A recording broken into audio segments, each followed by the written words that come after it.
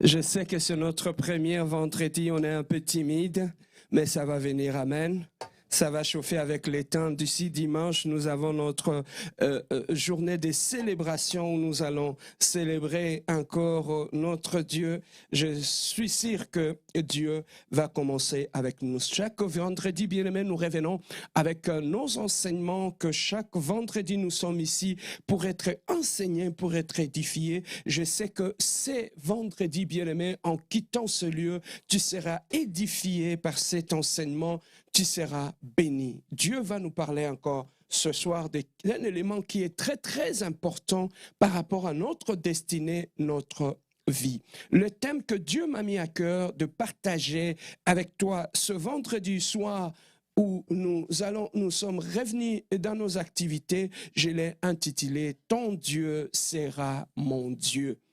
Ton Dieu sera mon Dieu. Ça, c'est le thème que Dieu m'a mis à cœur que je puisse partager avec toi ce soir. Ton Dieu sera mon Dieu. Le premier texte, nous irons le chercher dans le livre de Ruth. Ruth, chapitre 1, du verset 14 au verset 21. Ruth, chapitre 1, du verset 14 au verset 21. Je lis au nom de notre Seigneur Jésus-Christ. Toi, tu vas suivre avec ta Bible, moi, je vais lire. Et elle élevèrent la voix et pleurèrent encore. Orpa baisa sa belle-mère, mais Ruth s'attacha à elle. Naomi dit à Ruth, « Voici, ta belle-sœur est retournée vers son peuple et vers ses dieux. Retourne comme ta belle-sœur. » Ruth répondit, « Ne me presse pas de te laisser, de retourner loin de toi. Où tu iras, j'irai. Où tu demeureras, je demeurerai. Ton peuple sera mon peuple, ton Dieu sera mon Dieu. Où tu mourras, je mourrai, et j'y serai enterré. Que l'Éternel me traite dans toute sa rigueur, si autre chose que la mort vient me séparer de toi. » Naomi, la voyant décidée à aller avec elle, cessa ses instances. Elles firent ensemble le voyage jusqu'à leur arrivée à Bethléem. Et lorsqu'elles entrèrent dans la Bethléem, toute la ville fit émue à cause d'elle, et les femmes disaient, « Et c'est Naomi. » Elle leur dit, « Ne m'appelez pas Naomi, appelez-moi Mara, car le Tout-Puissant m'a rempli d'amertume. J'étais dans l'abondance à mon départ, et l'Éternel me ramène le main vide. Pourquoi m'appellerez-vous Naomi, après que l'Éternel s'est prononcé contre moi et que le Tout-Puissant m'a infligé? » Deuxième texte, Genèse chapitre 25, versets 29 à 34. Genèse 25, 29 à 34. Comme Jacob faisait cuire un potage, Ésaü revient de champ, accablé de fatigue. Et Ésaü dit à Jacob, « Laisse-moi, je te prie, manger de ces roues-là, car je suis fatigué. » C'est pour cela qu'on a donné à Ésaü le nom d'Édom. Jacob dit, « Vends-moi aujourd'hui ton droit d'aînesse. » Ésaü répondit, « Voici, je m'en vais mourir. À quoi me sert ce droit d'aînesse? » Et Jacob dit, « Jure-le-moi d'abord. » Il lui jura, et il vendit son droit d'aînesse à Jacob. Alors Jacob donna à Ésaü du pain et du potage, des lentilles. Il mangea et but, puis se leva et s'en alla. C'est ainsi qu'Ésaü méprisa le droit d'aînesse. Amen. Seigneur, nous voulons t'écouter ce soir. Si nous sommes là devant toi, Seigneur, c'est parce que nous avons compris que c'est toi qui as les paroles de vie. Voilà pourquoi ce soir, Adonai, nous sommes venus boire à la source de vie. Illumine notre intelligence. Viens, cher Saint-Esprit de Dieu, toi qui es l'enseignant par excellence, enseigne-moi, instruis-moi. Nous repoussons tout esprit d'une mauvaise interprétation, tout esprit d'incrédulité, de divagation de pensée. Seigneur, laisse que nous soyons connectés à toi, l'esprit de la sagesse et de la révélation. L'honneur, la puissance et la gloire te soient rendus pour l'éternité. En éternité, nous te disons Amen. Ton Dieu sera mon Dieu. Bien-aimés dans le Seigneur, dans ce texte, on est en train de nous parler de l'histoire d'une jeune fille qui était mariée à une famille. Cette jeune fille bien-aimée s'appelle Ruth. Elle a grandi comme toute autre fille, comme toi et moi, nous avons grandi dans nos familles, au milieu de notre peuple. Un bon jour, bien-aimé dans le Seigneur, il voya une famille débarquer dans son pays qui était composée de deux fils, d'un père et d'une mère. La mère, bien-aimée, s'appelait Naomi. Le père s'appelait Elimelech. Et ce couple-là, bien-aimé, ils avaient l'air deux fils. Les deux fils, bien-aimés dans le Seigneur, ont grandi. Et ce jour-là, bien-aimés, on nous dirait que Bethléem, la famine avait sévi. Elimelech avait pris la décision de trouver un endroit où il pouvait mettre sa famille à l'abri. Il a demandé à sa femme, ils se sont concertés.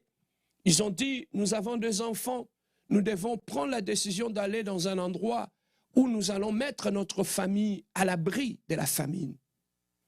Je crois que l'homme et la femme, après avoir pris cette décision d'un commun accord, ils ont pacté leur emballage, ils ont quitté le pays où ils étaient, ils ont pris le chemin, bien-aimé dans le Seigneur, du pays de Moab.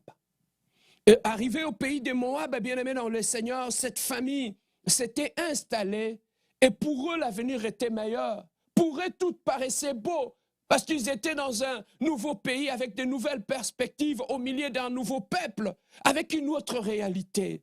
Ces couples bien-aimés, malheureusement, ne savaient pas ce qui les attendait. Et bien-aimés, du jour au lendemain, les enfants grandissaient. Le premier fils, bien-aimé dans le Seigneur, de Naomi, il devait s'organiser dans la vie et se marier. Et ce premier fils s'est marié, bien-aimé, il trouva une fille parmi les filles Moab, du nom de Naomi. Il trouva qu'elle était belle. Et elle, bien-aimée dans le Seigneur, se maria à cette fille, Naomi.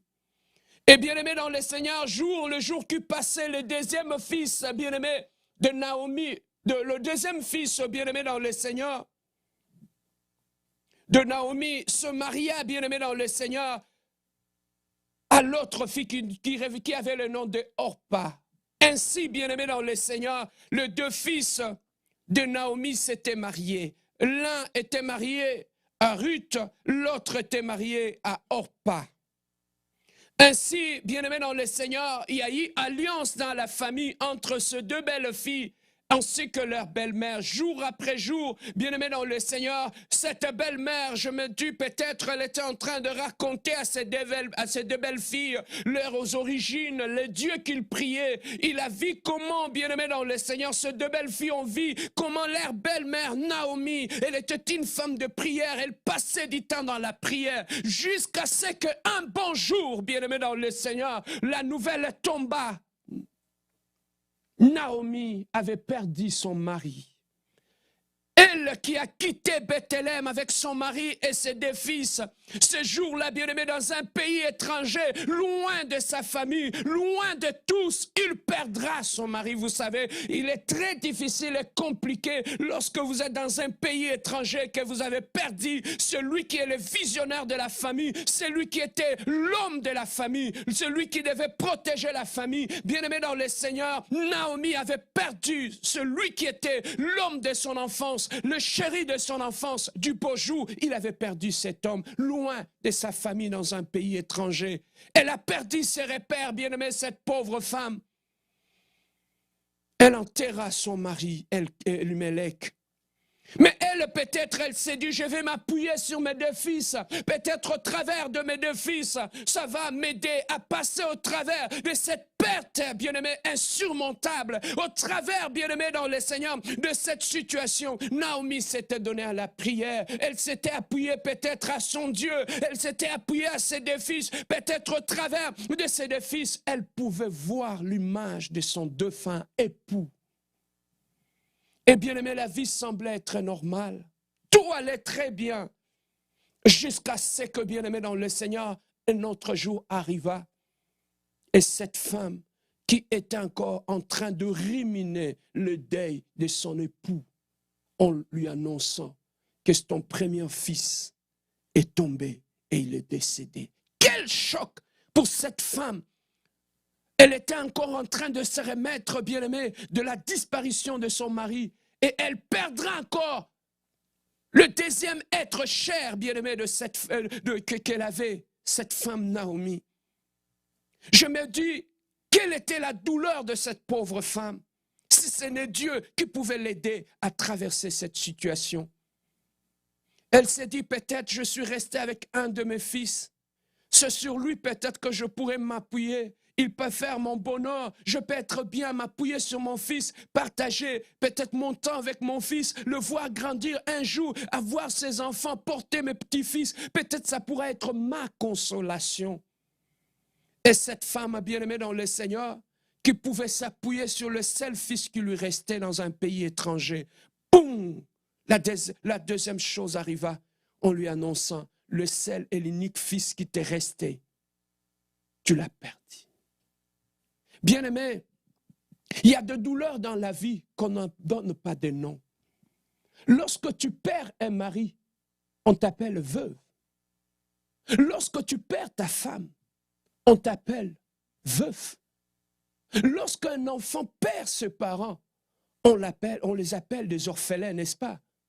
Mais dites-moi maintenant, un parent qui a perdu ses deux fils, comment on les appelle? Il n'y a pas de nom. Il n'y a pas de nom. Cette femme qui, dans sa vie, qui elle voyait peut-être qu'un jour, elle allait porter ses petits-fils dans ses bras, la nature l'a imposé une autre chose. Bien-aimé, la réalité de la vie, bien-aimé, peut t'imposer quelque chose pour lequel tu ne t'attendais pas. Cette femme ne l'avait pas planifié, toutes ces choses-là, mais la nature lui a imposé une vie, lui a imposé une saison, lui a imposé une réalité. Bien-aimé dans le Seigneur, on ne sait pas ce que demain nous réserve. Voilà pourquoi, bien-aimé dans la vie, soyez bien là où vous êtes, soyez bien là où vous vivez, peu importe le problème, vivez en paix partout, parce que vous ne savez pas ce qui peut arriver. Cette femme, du jour au lendemain, elle a perdu et son époux, elle a perdu ce fils, et elle s'est retrouvée seule, veuve. Elle est restée seule avec le main vide. Alors, bien aimé, ce jour-là, elle regarda ces deux belles filles, elle les appela peut-être. Il a dit, c'est le temps de la séparation. On a passé des bons moments ensemble. Vous étiez mes belles filles. Mais regardez l'âge que j'ai. Je ne peux plus vous donner de fils pour qu'ils puissent vous épouser. Je suis vieille. Je n'ai plus rien. Je n'ai plus d'avenir. Je préfère rentrer chez moi à Bethléem, main vide. Alors, je ne peux pas vous retenir. Vous avez un avenir, mes deux belles filles. J'aimerais vous libérer. Rentrez chez votre peuple. Je vous libère parce que vous êtes veuve. Bien-aimée, Orpa, elle a regardé sa belle-mère, elle s'est dit, elle est vieille. Elle a peut-être eu des calculs humains. Elle s'est dit, ma belle-mère, je l'aime bien. Mais qu'est-ce qui peut sortir encore d'une vieille femme telle qu'elle est? Même si je m'attache à elle, je suis encore jeune, j'ai encore un avenir devant moi. Est-ce qu'elle me donnera encore un fils qui va m'épouser? Orpa a réfléchi comme toute autre fille. Elle a vu qu'avec cette belle femme, quand bien même elle est gentille, mais il n'y a pas d'avenir. elle a pacté ses bagages. Ce jour-là, elle embrassa sa belle-mère. Elle a pris son chemin. Elle était partie. Maintenant, Naomi a regardé. Elle a dit, mais Ruth, ta belle-sœur est partie. Pourquoi toi tu es restée? Cette femme, bien-aimée, elle était face à un avenir qui n'était pas promoteur. Elle était face à un avenir qui était bien-aimé dans le Seigneur, où il y avait du noir devant elle. Mais elle a dit à sa belle-mère quelque chose de très important. Elle a dit, ton Dieu sera mon Dieu. Où tu iras, moi j'irai. Ton peuple sera mon peuple. Peut-être, bien-aimé, Naomi ne s'attendait pas à voir cette réponse de cette fille. Mais je suis en train de me poser la question depuis ce matin, pendant que j'étais en train de méditer ces textes. Qu'est-ce qui avait motivé la décision de cette fille, alors que celle qui est en face de toi, elle ne peut plus rien te donner, elle n'a plus d'avenir? Qu'est-ce qui avait motivé à cette fille de ne pas abandonner cette femme comme sa consoeur qui est partie? Pourquoi elle était restée? Elle était encore jeune, elle était encore belle, elle avait encore l'avenir devant elle. Pourquoi elle n'avait pas vu son avenir ailleurs? Qu'est-ce qui l'attachait à cette femme? Bien-aimé dans le Seigneur, les deux s'étaient mariés dans la même famille. Mais ce jour-là, elles n'avaient pas pris la même décision face à leur destinée. Laissez-moi te dire une chose, bien-aimé dans le Seigneur. La destinée, oui, la destinée. Mais il y a des décisions que tu peux prendre dans ta destinée qui, aujourd'hui, qui peuvent affecter ta destinée demain. Ce n'est pas Dieu qui prend la décision à notre place. Mais oui, aujourd'hui, nous avons des décisions à prendre. Il arrivera deux fois dans la vie où tu seras devant l'impasse, où il y a des décisions à prendre. Les deux filles s'étaient mariées dans la même famille. Mais face au néant, elles n'avaient pas pris la même décision, bien-aimés dans le Seigneur. Ce que j'ai beaucoup aimé dans la vie de Naomi, Naomi ne s'était pas laissée influencer par les gens, par l'entourage, par les amis, par ceux qui étaient là. Naomi savait que maintenant, ce n'était plus une question d'amitié, ce n'était plus une question de fraternité, autre chose. C'était une question de destinée. Bien aimé, dans la destinée, on ne parle pas des amis. Vous pouvez naître, bien aimé, mais vous êtes jumeaux dans la même famille, mais avoir des destinées différentes. Naître le même jour, mais ne pas avoir le même destiné. Le problème est que, bien aimé dans le Seigneur, la plupart des décisions que nous prenons sur notre chemin, nous dépendons des gens, nous dépendons des amis, nous dépendons de l'influence des gens qui sont tout autour de nous, et nous prenons des décisions par rapport à l'influence de ces gens-là, par rapport à ce qu'ils nous disent, par rapport à ce que nous faisons, et par malheur, nous prenons la mauvaise décision de notre destinée. Naomi et Orpa, elles étaient mariées dans la même famille. Elles avaient connu le même problème. Les deux avaient perdu les êtres chers. Mais quand il s'agit de prendre la décision, elle ne s'est pas laissée influencer. Mais qu'est-ce qui avait influencé Naomi, bien-aimée dans le Seigneur? Orpa était partie, mais Naomi s'était attachée à cette belle-mère. En s'attachant à cette belle-mère, elle avait pris une décision qui avait un impact direct sur son demain. Il y a des décisions qu'on peut prendre aujourd'hui qui ont un impact direct sur ton demain. Voilà pourquoi, bien-aimé, un homme de destinée ne se laisse pas influencer par quoi que ce soit. Un homme de destinée ne prend pas de décisions sous la colère. Un homme de destinée ne prend pas de décisions sous les influences quand le tout est en train de bouger. Un homme de destinée, c'est une personne qui sait prendre la bonne décision au bon moment, qui sait prendre la décision. Lorsque, bien-aimé, après avoir réfléchi, la maturité dans la vie, bien-aimé, la maturité dans la destinée, c'est de prendre des décisions, non plus sous la colère, non plus sous les influences de la chair, non plus sous les émotions. Un homme de destinée, un vrai leader, il prend des décisions loin de la colère, loin de la haine, loin de mal. Il prend la décision quand tout est calme, quand tout est beau, quand il voit clair, que lorsque la poussière est tombée, c'est ça un un homme de destinée. Un homme de destinée ne prend pas de décision sur le oui-dire, ne prend pas de décision sur les influences, bien-aimés, de la famille, sur les influences des gens. Il prend une décision lorsque tout est calme. Tout est calme. Bien-aimé dans le Seigneur, laissez-moi te dire une chose. Naomi avait vu quelque chose que Orpa n'avait pas vu. Orpa a vu un avenir qui était sombre. Mais Naomi est restée. Il y a des choses qui avaient fait que la destinée de Naomi puisse être changée. La première des choses, Naomi a vu, cette femme avait des fils. Ses 2 fils sont morts. Elle est restée seule. Mais cette femme, elle n'est pas seule. Cette femme ne pas rester main vide.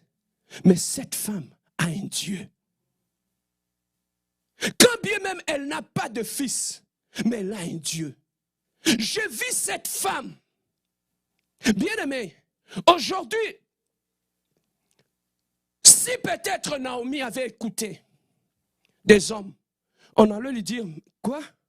Ta belle-mère, elle est sorcière, elle a perdu son mari, elle a perdu ses 2 fils, mais c'est à elle que tu t'attaches. Tu dis qu'elle a Dieu. Si elle a Dieu, pourquoi elle a perdu son mari? Si elle a Dieu, pourquoi il a perdu ses 2 fils? Voilà comment le monde voit. Tu vois, c'est à partir de ces choses-là que nous prenons de mauvaises décisions dans notre destinée. Combien de femmes aujourd'hui ont détruit leur mariage tout simplement parce qu'ils ont écouté les gens de l'extérieur? Combien de gens ont pris de mauvaises décisions en faisant des alliances avec des gens qui n'étaient pas des hommes d'alliance? Bien-aimé, Naomi a vu au-delà de ce que l'homme pouvait voir. Elle a vu le Dieu de cette femme.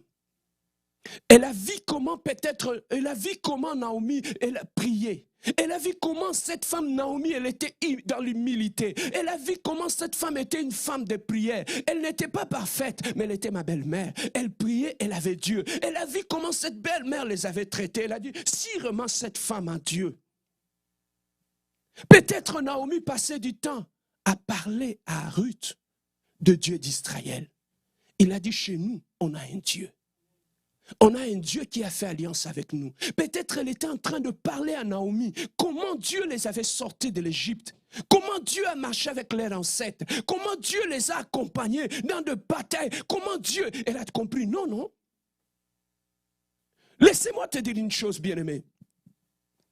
Ruth, elle était une Moabite. Tu sais, les Moabites, c'est qui? Les Moabites, ce sont les descendants des filles de Lot. Lorsque Lot est sorti de Sodome et Gomorrhe, ils sont allés se cacher dans des montagnes. Et là, dans des montagnes, sa femme était devenue une pierre de sel. Mais maintenant, Lot est allé habiter dans des montagnes avec ses 2 filles. Ces 2 filles se sont dit, mais nous sommes là. Il n'y a pas des hommes ici. Tout le monde est décédé. Mais nous savons notre Père. Qu'est-ce que nous allons faire? On va enivrer notre Père. Ils ont pris du vin. Ils avaient donné à leur père. Et lorsque le père avait bu du vin, les 2 filles ont couché avec leur père. Elles sont tombées enceintes. Et ces 2 filles-là, ils ont eu des enfants. C'était des enfants incestueux. Et ces enfants-là commençaient à grandir et ils ont composé le peuple que nous appelons le peuple moabite. Non, le peuple moabite, dans leurs origines, ils venaient d'une relation incestueuse. Non, ils étaient l'inceste et la malédiction. Non, ils étaient un peuple qui était sous la malédiction, les Moabites. Et ce peuple qui était sous la malédiction, ce peuple ne connaissait pas Dieu. Ce peuple était un peuple qui était maudit. Bien-aimé dans le Seigneur, et nous remarquons, Ruth faisait partie de ce peuple-là. Une fille qui vivait au milieu d'un peuple qui était maudit. Une fille qui vivait au milieu de la malédiction. Comment elle pouvait changer sa destinée? Comment elle pouvait changer sa destinée? Elle était au milieu d'un peuple qui était maudit. Sa famille était sous la malédiction. Sa vie était sous la malédiction. Mais cette fille qui vivait sous la malédiction avait pris une décision dans sa vie qui avait sauvé sa vie. Ça prend une décision pour changer ta destinée. Ça prend une décision pour détruire ta destinée. Voilà pourquoi cette femme, elle a dit que nous n'avons pas Dieu. Cette femme, elle a Dieu. Et lorsque sa belle-mère lui a dit, tu peux partir, elle a dit non. Maman, tu écoutes ce qui avait attaché cette femme à sa belle-mère.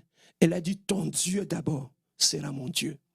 La deuxième des choses, elle a dit, ton peuple va être mon peuple.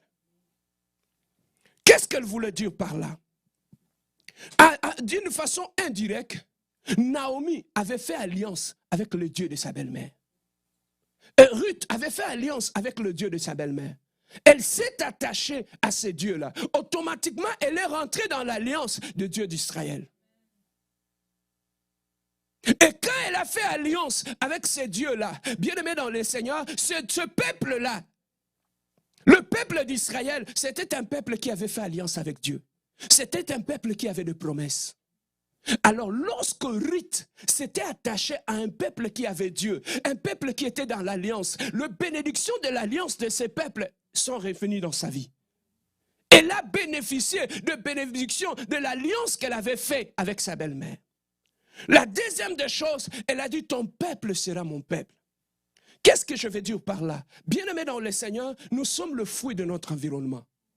Là où tu as grandi, je vais te dire une chose. Le secret de la bénédiction dans la vie se trouve dans le livre de Genèse. Pourquoi? Parce que nous remarquons, suivez-moi bien, avant de créer l'homme, Dieu avait créé son environnement. Pourquoi? Parce que Dieu savait la réussite de la vie de l'homme dépendait de son environnement. Beaucoup de gens ont échoué dans la vie, c'est parce qu'ils se sont mal entourés. Qui te conseille? Qui t'entoure? Tu es au milieu de qui? Voilà pourquoi l'entourage a un impact direct sur nous. Même là où tu as grandi. Nous sommes le fruit de notre environnement. Nous sommes le fruit de l'éducation que tu as eue dans ta famille. L'éducation que tu as eue dans ton environnement. C'est ça ce que tu reflètes. Voilà pourquoi on dit, l'homme ne donne que ce qu'il a réussi. Nous avons réussi cette éducation de notre environnement, de nos parents. Nous avons réussi de développer des habitudes de notre environnement. Mais ces habitudes-là que nous avons héritées de notre environnement peuvent être un obstacle à notre destinée. Le caractère qui a été fomenté dans ton environnement peut être un obstacle, peut te créer des problèmes partout où tu vas. Je peux te donner un exemple. On trouve d'autres familles. Dans cette famille-là, les gens ne se demandent jamais pardon.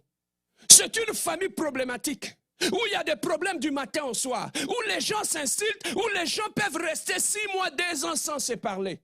Et lorsque tu as grandi dans une telle famille, tu as eu ces habitudes-là, non? De parler derrière le dos des gens, de dire des choses comme ça. Tu as eu ces habitudes-là. Ou dans des familles où leur conversation tourne toujours autour des noms des gens, de la vie privée des gens. Il y a des familles comme ça. Ils ne parlent jamais de projet, ils ne parlent jamais de tout ce qui est positif. Dans leur conversation, on appelle ça un défaut de caractère. C'est un défaut que tu as développé depuis la maison de tes parents, de parler des noms des gens, d'être toujours dans tes conversations. Tu ne peux pas parler des projets, tu ne peux pas parler de la science, du sport. Toi, tes conversations tournent autour de noms des gens et de la vie privée des gens. Lorsque tu as grandi avec ces habitudes-là, quand tu te maries, tu sais que tu peux amener ça même dans ta belle famille. Et là, dans ta belle famille, tu peux amener ces habitudes-là. Et ces habitudes-là peuvent faire en sorte que tu entres dans ta belle famille qu'on te rejette. Pourquoi? Parce que les habitudes que tu avais dans la maison de ton père, tu l'as ramené dans ta belle famille. Mais Dieu a dit une chose à Abraham. Il a dit à Abraham, je vais te bénir. Mais pour te bénir, tu dois quitter la maison de ton père. Ça veut tout simplement dire, les habitudes que tu as eues dans la maison de ton père, tu dois les quitter. Tu dois quitter la maison de ton père. Tu dois quitter ta nation. La nation, ça veut dire qu'il y a certains peuples qui ont les habitudes. Tu dois quitter les habitudes de ton pays, les habitudes de ta famille, si tu veux voir la main de Dieu dans ta vie. Donc les habitudes, le caractère que tu as eu dans la maison de ton père, quand tu te fâches, quand tu te fâches, tu prends la décision, ça reste comme ça, personne ne l'enlève. Tu vas aller où avec ça dans la vie? Il y a des caractères qui sont un vrai frein, un blocage dans notre destinée, partout où nous allons. Donc toi, tu ne pardonnes pas. Quand tu retiens quelque chose, tu tournes autour de la chose. Bien aimé, tu vas aller où avec ça? Tu vas aller au travail, un collègue au travail peut te faire des problèmes. Mais quand tu es rancunier, comment tu vas travailler avec ces collègues-là? On risque de te chasser du travail juste avec un mauvais caractère. Bien-aimé dans le Seigneur, parmi les choses qui peuvent bloquer ou freiner la destinée d'une personne, ce sont les habitudes, le caractère que nous avons eu dans la maison de nos pères. Les habitudes, bien-aimé dans le Seigneur, même les sujets de conversation que nous avons. Les sujets de conversation que nous avons, bien-aimé dans le Seigneur, tu peux amener ça dans ton mariage. Le mari ne savait pas parler des gens. Mais depuis que tu as commencé à fréquenter cet homme, et lui aussi commence à parler derrière les deux des gens, ça existe. Ce sont des mentalités qu'on peut amener là où nous allons. Voilà pourquoi, bien-aimé dans le Seigneur, Dieu a dit à Abraham, je vais te bénir, je vais faire de toi une paire de nations. Mais la première des choses, tu dois quitter d'abord la maison de ton père.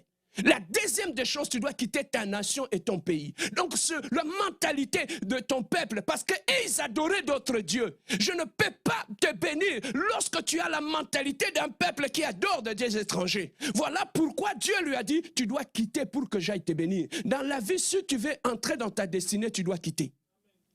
Tu dois quitter le caractère que tu as. Tu dois quitter cette mentalité-là que tu as ramassée dans la maison de ton père. Je peux donner un exemple.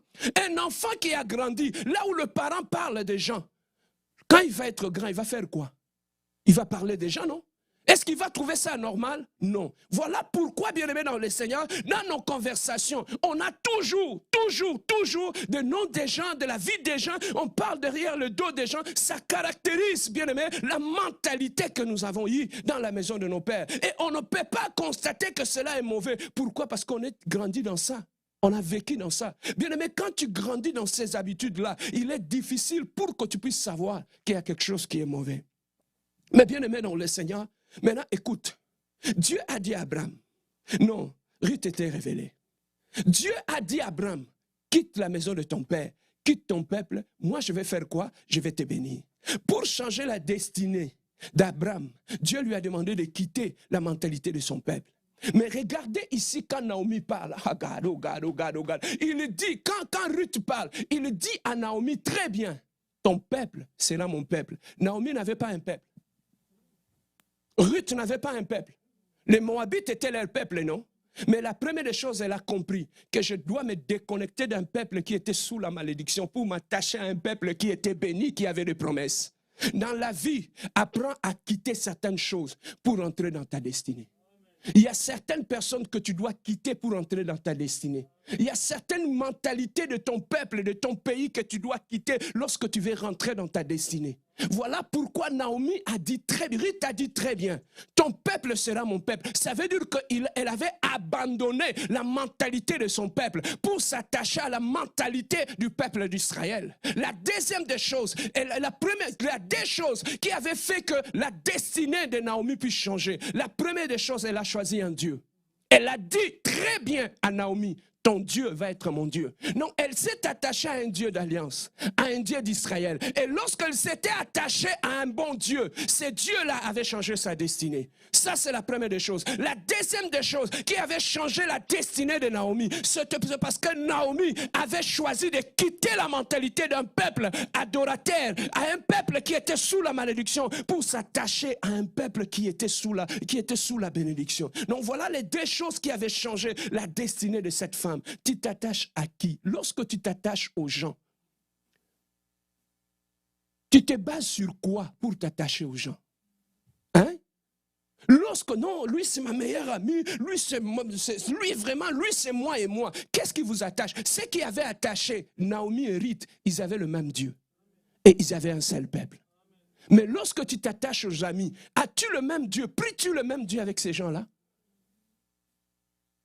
Voilà pourquoi dans la vie, on entre dans des alliances qui ruinent notre destinée. Pourquoi? Parce qu'il suffirait que tu t'attaches à une seule mauvaise personne pour que cette personne puisse pourrir ton avenir. Et Naomi et Ruth a pris une bonne décision. Elle a compris que face à la situation maintenant, je dois m'attacher à cette femme pour que ma vie puisse changer. Bien aimé, il y a des gens qu'on appelle des hommes, bien aimés dans le Seigneur, que tu peux t'attacher à ces hommes. Et ces hommes peuvent changer ta vie. Bien aimé, tu peux t'attacher à un ami qui a Dieu. Tu peux t'attacher aux gens que j'appelle des hommes providentiels.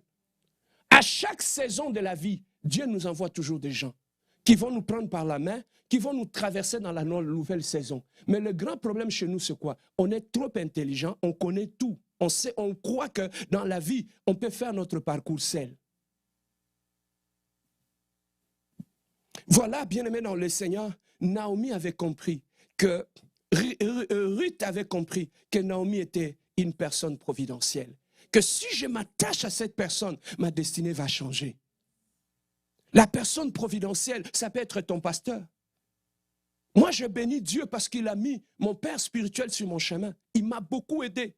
Je n'ai pas eu de grands frères dans ma vie, moi. J'avais que de grandes sœurs. Mais celui qui m'a beaucoup aidé pour me donner des conseils en tant qu'homme, des conseils de la vie, c'était mon père spirituel. Et quand je me suis attaché à cette personne-là, et cette personne a changé ma destinée, il m'a aidé à prendre de bonnes décisions au bon moment. Et de fois même, quand tu ne lui parles pas de certaines choses qui se passent dans ta vie, il est capable de prendre son téléphone et de te dire, Serge, je vis ça, fais attention. Mais ça, ce sont des hommes qui sont providentiels, que Dieu met sur ton chemin pour t'aider dans le parcours. Tu sais, il y a beaucoup de gens qui se sont perdus parce qu'ils se sont séparés aux hommes providentiels. À quoi on peut connaître un homme providentiel? Une personne qui est un homme providentiel dans ta vie, c'est une personne qui va beaucoup t'aimer. C'est une personne qui va vouloir ton bien. C'est une personne qui va supporter tes faiblesses et il va te pousser à aller de l'avant. C'est quelqu'un qui va te pousser à aller plus loin. C'est quelqu'un qui peut être dur avec toi pour t'empêcher de faire les erreurs. Moi, mon père spirituel, il était trop dur avec moi. Des fois, je me disais, mais cet homme, il m'aime ou pas ou quoi? Mais il savait. Des fois, on était à l'église, il donnait d'autres personnes prêcher. Moi, il ne voulait même pas que je prêche. Moi, je me disais, mais pourquoi? Pourquoi il a la préférence avec ces gens-là? Mais alors que c'était l'école du Seigneur. Il m'a formé à l'école de la patience. Très patient comme tout, parce que je viens de l'école de la patience. Il m'a appris que ce qui est à moi est à moi, ce qui n'est pas à moi, ce n'est pas à moi. Amen. Hein? Alors, bien aimé dans le Seigneur, Naomi avait fait un choix et qui avait marqué sa destinée. Et cette femme est partie. Ruth est partie avec Naomi. Ils sont rentrés à Bethléem. Et là, à Bethléem, et comme sa belle-mère était vieille, elle a dit, qu'est-ce que je peux faire? Je vais aller travailler pour nourrir ma belle-mère. Et là, elle est partie dans les champs. Et là, dans les champs, quand elle s'est mise à travailler, elle est revenue, elle a glané beaucoup de choses. Elle est revenue le soir voir sa belle-mère. Elle a dit, maman, je regarde tout ce que j'ai glané. Bien aimé, sa belle-mère lui a dit, tu es allé dans le champ de qui? Il a dit, dans le champ de Boaz. Il a dit, si un homme te laisse glaner cette quantité de fruits et que tu l'amènes à la maison, ça veut dire qu'il est en amour avec toi. Pour que Naomi puisse décoder que cet homme, le chef du champ, était amoureux d'elle, il fallait que sa belle-mère puisse l'expliquer. Il y a des choses, bien aimées, ce sont les aînés, ce sont les adultes qui vont t'expliquer, qui vont te dire ce que tu dois faire dans la vie. Mais nous sommes dans une génération Toebi Mingi. On n'a plus besoin des aînés, on connaît trop. Tu veux te marier, tu veux faire tout, tu veux réussir dans la vie, tu peux juste aller sur Google. On pense que tout vient de là. Ta destinée n'est pas attachée à Google, ta destinée est attachée à Dieu. On est dans une génération où on croit tout connaître, mais alors qu'on ne connaît rien. C'est une génération de vitesse. Bien-aimé dans le Seigneur, Ruth, à chaque fois, elle revenait chez Naomi, posait des questions. Je vis ça. Qu'est-ce que tu penses? Je vis ça. Elle avait toujours une personne derrière elle qui pouvait le pousser. Bien-aimé, dans la vie, il faut toujours avoir une personne qui est derrière toi, qui est capable de te montrer le chemin. Parce que nous, nos sentiments, nos émotions peuvent nous tromper. Mais une personne qui est derrière toi, il n'a pas les mêmes sentiments que toi. Il peut voir clair là où toi tu vois fou. Voilà pourquoi on a besoin d'un deuxième avis, d'une personne qui a de l'expérience pour nous montrer le chemin. Bien aimé, cette femme, elle connaissait trois choses.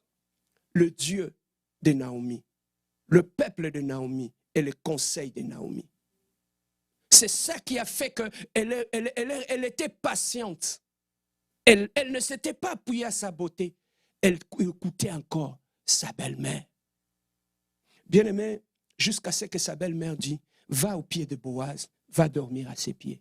Quand elle essaie d'endormir au pied de Boaz, la Bible nous dit, Boaz la vit, il lui a demandé un mariage. Et cette femme, qui était une fille d'un pays maudit, d'un peuple maudit, aujourd'hui, elle s'est mariée à l'homme le plus riche en Israël. Elle a eu des enfants. Regardez comment la destinée de cette fille, qui était veuve, elle s'est retrouvée avec un homme riche. Mais qu'est-ce qui a fait que la destinée de Ruth puisse basculer? Il y a 3 choses. Elle savait choisir quel Dieu avec qui s'attacher. Elle savait quel peuple, quelle mentalité laisser tomber pour m'attacher à la nouvelle mentalité. Elle savait être patiente et dans l'humilité, elle a eu le bon conseil. Et c'est ça qui a fait qu'elle est rentrée dans sa destinée. Elle a eu un mari que même Orpa n'a pas eu. Mais elle a eu ce mari-là. Mais la Bible nous dit, regardez comment elle a été bénie. On a dit, parmi ses enfants, elle a eu les enfants des enfants. Et elle est entrée dans la lignée de Jésus-Christ. Une fille, écoutez, une fille qui venait d'un peuple qui était maudit. Mais comment se fait-il qu'elle a basculé jusqu'à entrer dans la lignée de Jésus-Christ? 3 choses. Elle savait choisir quel Dieu servir, quelle mentalité à laquelle s'adapter et avoir l'humilité et la patience jusqu'à atteindre sa destinée. Peut-être elle était aussi objet de moquerie. Regarde cette fille. Elle s'attache à une vieille femme. Elle croit que qu'est-ce qui va arriver là-bas? Papa, elle s'est attachée à la bonne personne et qui l'a amenée vers sa destinée. Et pour terminer, bien-aimé, il est très important dans la vie de prendre de bonnes décisions au bon moment et ces décisions vont t'amener à ta destinée. Lorsque tu prends une mauvaise décision, ça peut te faire sortir de ta destinée. Il y a 2 personnes que je pris l'exemple. Je parlais de Ruth qui avait pris la bonne décision et ça l'a amené à sa bénédiction. Mais je parlais aussi d'Ésaü.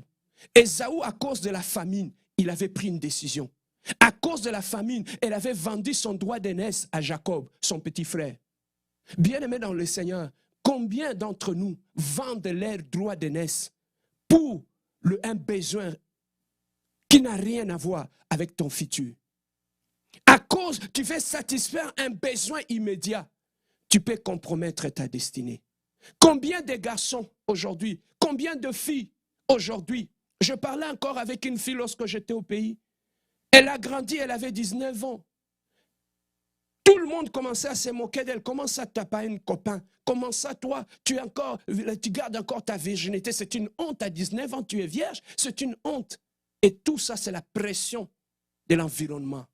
Et la pression de l'environnement a fait en sorte que cette fille a pris une mauvaise décision au mauvais moment. Elle a voulu aussi avoir un copain. Elle a eu un copain. Elle a couché avec le copain. Sur le champ, elle est tombée enceinte. Elle a voulu aller avorter. Elle est allée, vous savez, au pays, aller avorter dans des dispensaires. En allant avorter, ils ont fait très mal le curettage. Ils ont laissé le morceau de bébé dans sa matrice.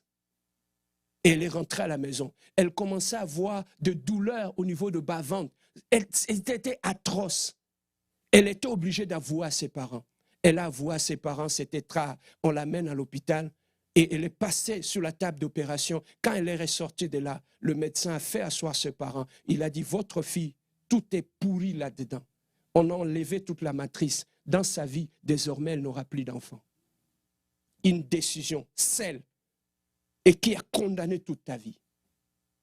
Une seule décision, et qui a annulé toute sa vie. Elle n'aura pas d'enfant. Pourquoi? Parce qu'il voulait satisfaire un besoin immédiat.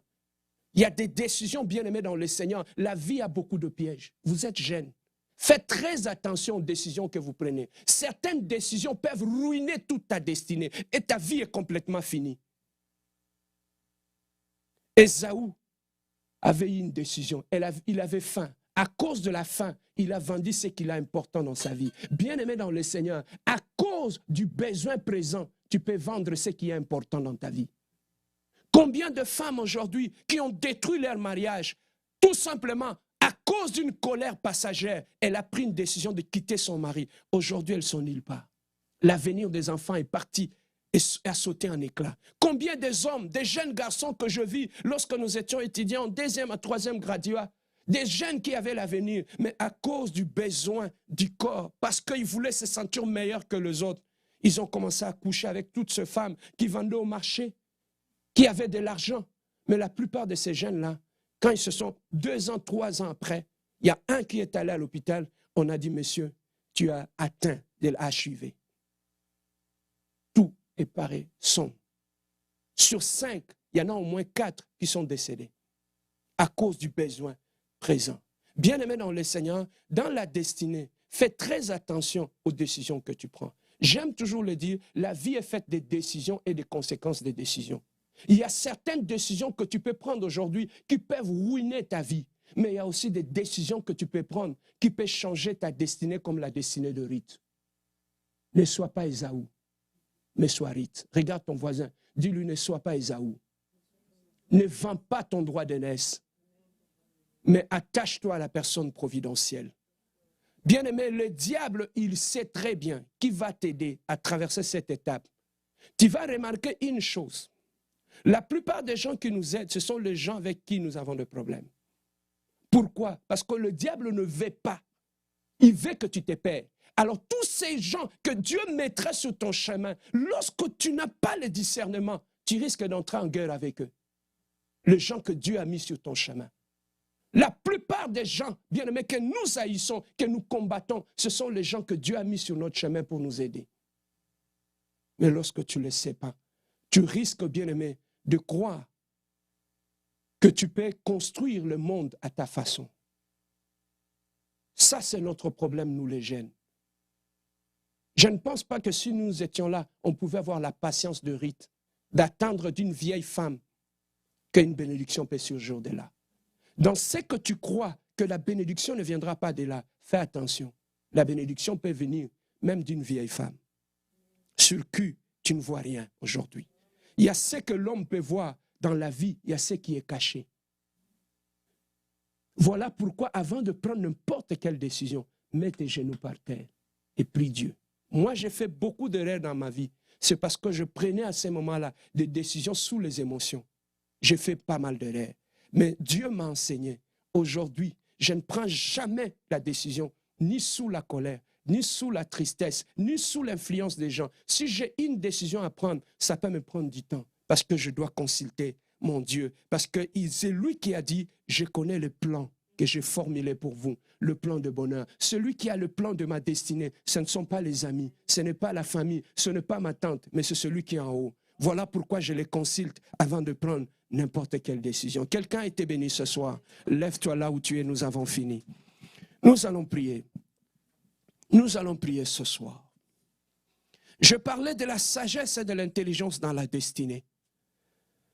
Je parlais, bien-aimé, de la décision que nous pouvons prendre et qui peut nous propulser dans notre destinée. Il y a des décisions que nous pouvons prendre et qui peuvent annuler complètement notre destinée. Je sais que Dieu a permis que tu écoutes ce message.